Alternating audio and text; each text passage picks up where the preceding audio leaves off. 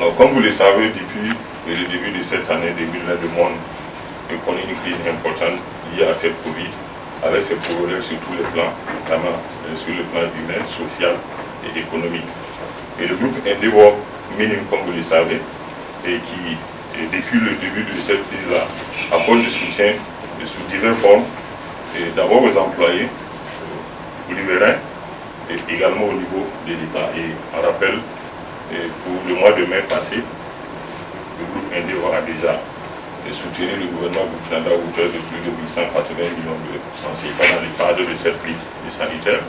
Le Livesson et Kalmat qui s'inscrit dans la politique sanitaire également du gouvernement de la région du Nord pour soutenir toutes les personnes qui éventuellement peuvent être affectées par cette Covid, a déjà fait des dons dès le début de la crise de sous diverses formes, notamment de matériel d'hygiène, de protection et en amont. Et aujourd'hui, ce qui nous réunit, c'est de continuer cette lancée et de pouvoir, à travers un don, soutenir les personnes qui sont, que nous appelons les personnes directement affectées par la mine, notamment Namiskma, Oula et Ouéguia, et à travers des dons multiformes pour que les personnes les plus vulnérables, c'est vrai que dans cette crise, tout le monde a été impacté, mais ce don va permettre aux personnes les plus vulnérables, qu'elles soient physiques ou morales, et de pouvoir relancer ou d'entreprendre de sorte qu'on puisse soutenir la résilience et dont les gens font montre depuis le début de cette crise. Et nous avons entendu le cri de cœur de madame, et le groupe Endeavour, comme vous le savez, dans tous les pays et qu'il opère, a toujours soutenu, et en fonction des moyens bien sûr dont il dispose, et toutes les personnes, quelle que soit la situation. Et nous verrons également dans quelle mesure les initiatives que nous avons entreprises depuis longtemps, comment on peut les poursuivre. Et vous avez bien sûr, vous pouvez être tant que nous pouvons apporter un appui à tout le monde, nous continuons à le faire. Voilà, donc. Quand on parle de don, je veux bien préciser, nous avons fait don du fonds, mais les prêts que vous allez contracter sont remboursables. Ça va permettre à ce fonds-là de continuer, de se pérenniser pour qu'on puisse aider d'autres personnes. Parce qu'il ne faut pas qu'il y ait de confusion.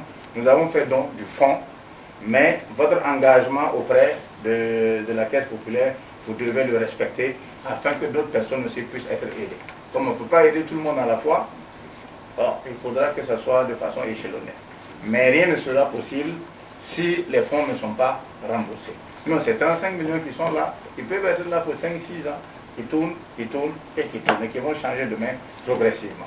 L'objectif final, c'est ça, c'est de booster, c'est de redynamiser, en tout cas, la petite économie locale qui est là. Les riverains qui sont de plus en plus concernés par leur avenir, parce que nos activités les impacts c'est vrai, mais il faut que chacun agisse de façon très responsable.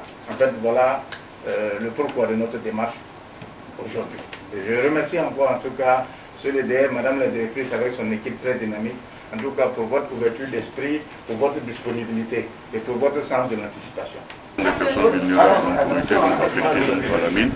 Et vous savez très bien que cette année, avec la maladie à Covid, donc on a eu quand même pas mal de situations de personnes qui ont été aussi doublement donc affectées.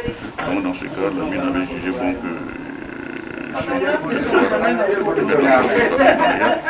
pouvoir donc financer des activités de génération de revenus au profit donc de ces personnes vulnérables.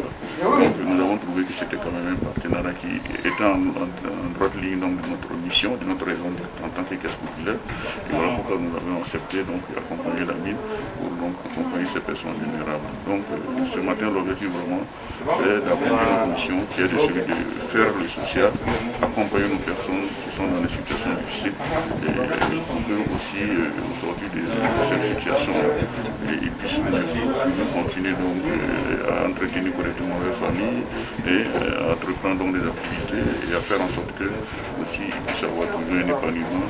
Aujourd'hui des causes particulières, parce que quand je vois au niveau, parce que comme vous l'avez dit, comme nous avons déjà dit, c'est des personnes vulnérables, on ne peut pas donc appliquer les mêmes conditions que ce que nous appliquons donc aux clients ordinaires. Je prends la question des garanties qui a été relevée, la question des taux de TRE qui a été revue, la question des modalités de remboursement.